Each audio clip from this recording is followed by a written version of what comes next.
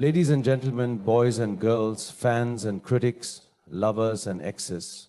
In this strange world of constant connection, where your last scene is visible, your mood is known through emojis, and even your lunch is shared before it's eaten, being easily available is the new normal.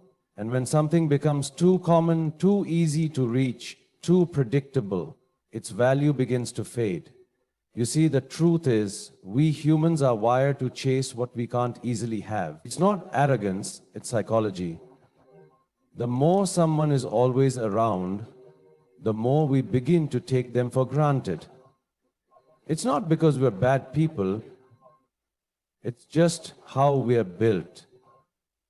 We appreciate sunshine more after a few days of rain. We long for a loved one more when they travel far away. We replay old songs because they remind us of people who used to be there but aren't anymore. It's the same with people. When you're always available on every call, replying to every text within seconds, showing up whenever you're asked, you start blending into the background. You become familiar, comfortable, predictable, and slowly invisible. Now, don't get me wrong. I'm not saying disappear, block everyone, or become a mystery novel with no ending. What I'm saying is, know your worth. Understand your energy.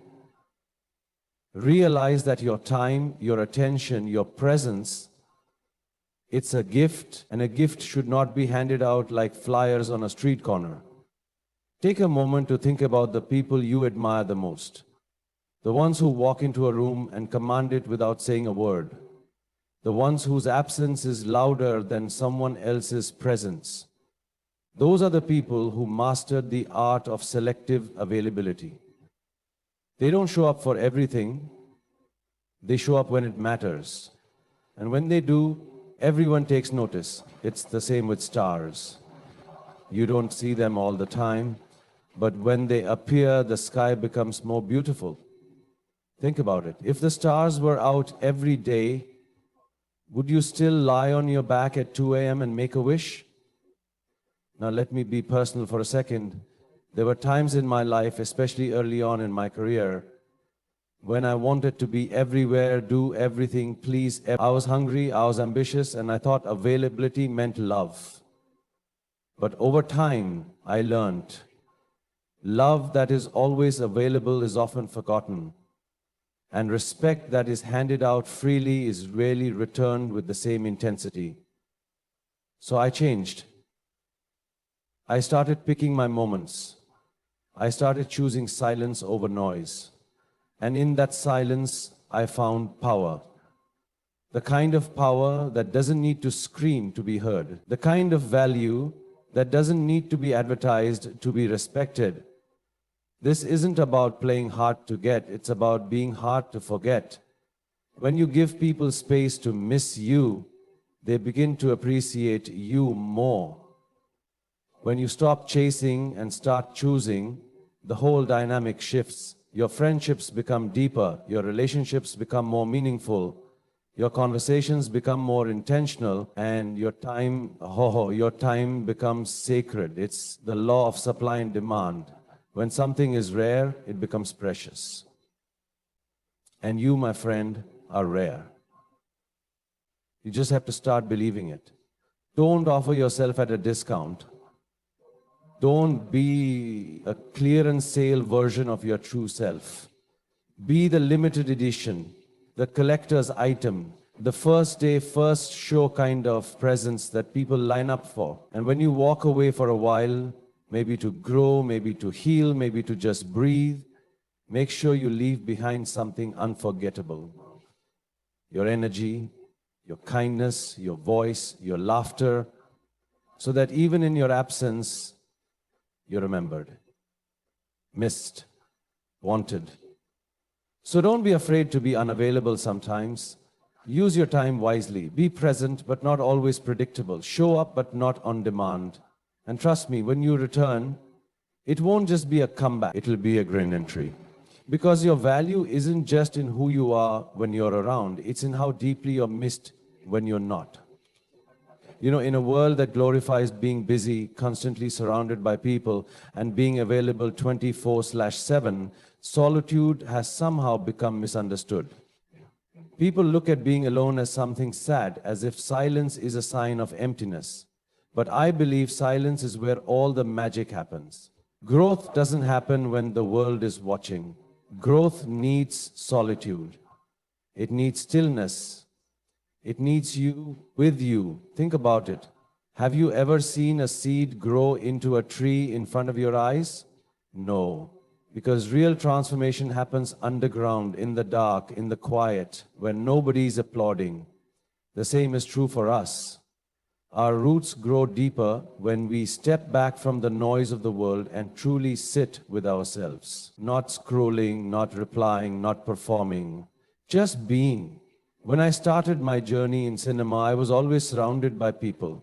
Directors, fans, media, expectations, scripts, cameras. It was beautiful. But the real evolution, the deeper understanding of who I am, not just as an actor but as a man, came in the quiet moments in between. The nights when I sat alone with my thoughts. The mornings when the world hadn't woken up yet, but I had. That's when I asked the big questions. What do I want? Who am I becoming? What is it that truly drives me? You can't answer those questions in a crowd. Growth is not a group activity. It's personal, it's intimate. And sometimes it's painful.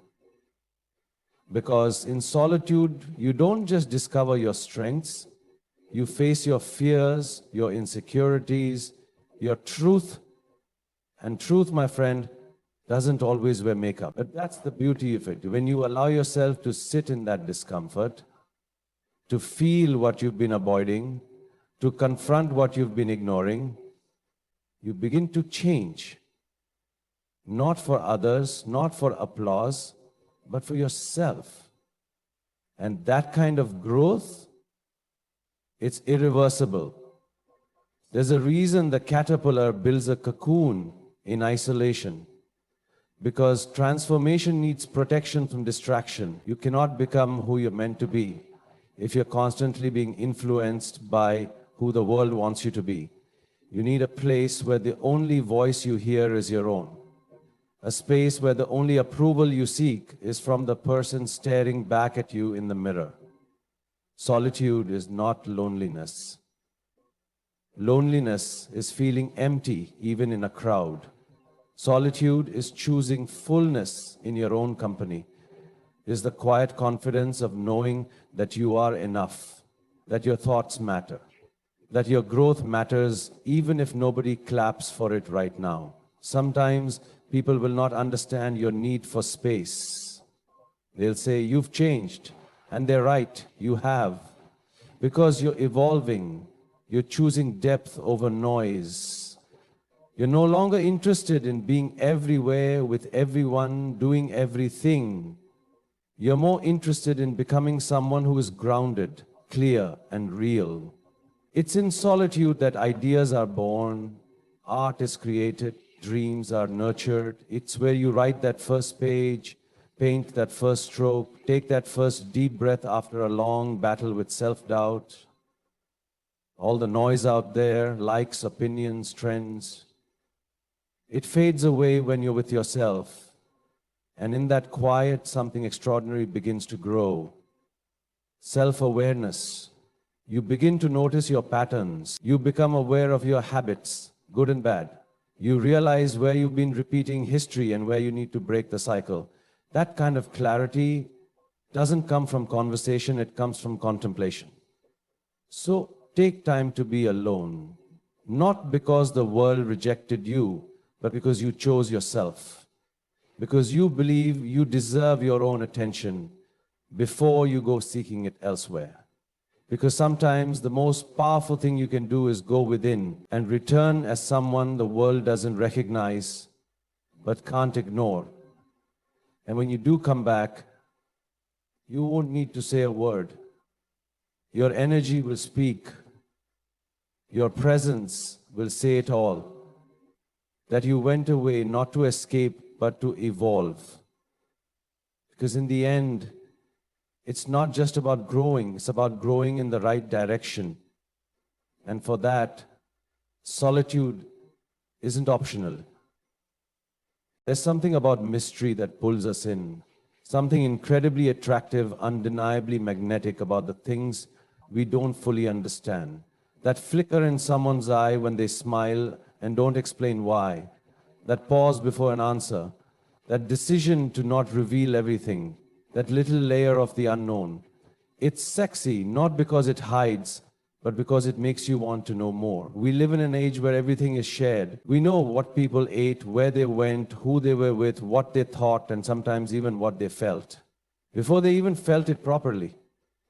There's so much noise, so much information, that nothing feels sacred anymore.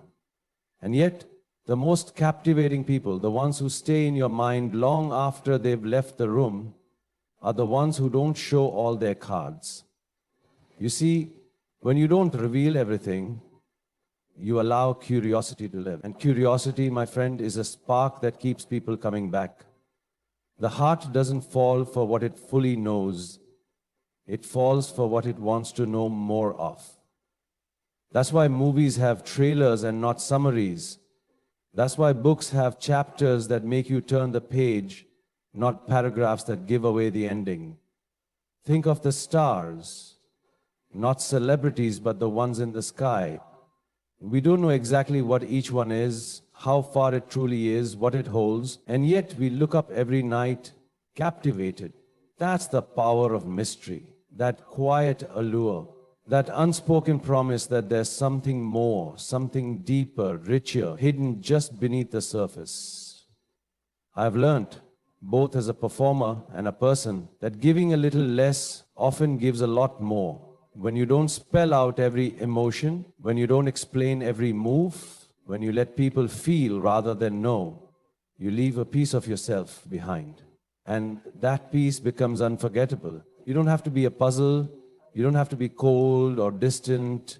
Just keep something for yourself, a part of your life that's not for display, a corner of your heart that's not open to public access.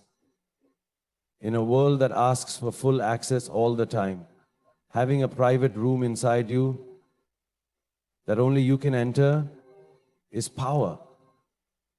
Because when you hold back a little, when you don't overshare every moment, people lean in. They listen more carefully, they watch more closely, they wonder. And wonder is beautiful, it's romantic, it's timeless. Remember, it's not just about being unpredictable, it's about being multi-layered. Be someone who reveals depth slowly. Let your soul unfold like poetry, not a post. Let people earn the privilege of knowing you deeply instead of giving it all away in the first 5 minutes.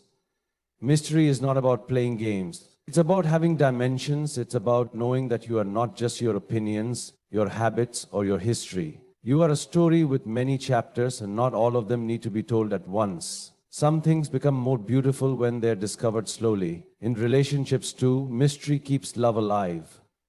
The problem isn't always falling out of love. It's falling into routine. When you know everything someone's going to say, do, or feel, where's the room for excitement? Keep surprising each other. Leave some space for discovery. That's what makes connection last, not the known, but the unknown waiting to be explored. Even in your dreams, your goals, your hustle, don't announce every step. Move in silence sometimes. Let your actions reveal the story. Let people see the outcome and wonder how you did it. Be the kind of person whose silence is louder than other people's noise. The kind of person who doesn't need to explain, they just need to enter the room. In a world that demands instant answers and open books, be a mystery. Be the plot twist. Be the song no one can quite get out of their head. Because in the end, the things we remember most aren't always the loudest, the boldest, or the most obvious. They're the ones that whisper just enough to make us lean in closer. In a world that worships presence, likes, views, check-ins, online statuses, What if I told you that your absence could speak louder than your presence ever has? What if stepping away was not a weakness, but a strategy? What if fading out for a while was the exact move that made people remember you forever? Let absence be your brand. Now, I know that sounds strange. After all, we're taught to stay visible, to stay relevant, to show up constantly or risk being forgotten. But here's the truth, my friend. When your presence is powerful enough, your absence becomes unforgettable. You no longer have to keep proving your worth. Your impact will echo in the spaces you leave behind. Think about the people who've left a mark on your life. Not the ones who were always there, always texting, always calling, always posting, but the ones whose presence was so intense, so real, that when they left, the silence was deafening. You didn't just notice their absence, you felt it. That's what I mean when I say, let your absence be your brand. You see, you don't have to be in every room to be remembered. You just have to walk into a room once and be so authentically, unapologetically you, that even after you leave, people still talk about you, still think about the way you made them feel, still quote that one line you said, that one smile you gave, that one moment you created. Your presence should leave footprints, not just shadows. There comes a point in life, especially as you grow and evolve, when you realize that constantly showing up isn't always healthy. Not for your mind, not for your spirit, and certainly not for your soul. You don't need to be everywhere to matter. In fact, the more selective you become with your energy, the more powerful it gets. I've experienced this personally. There were years when I was everywhere, on screens, on stages, in interviews, at events. People got used to seeing me, hearing me, expecting me.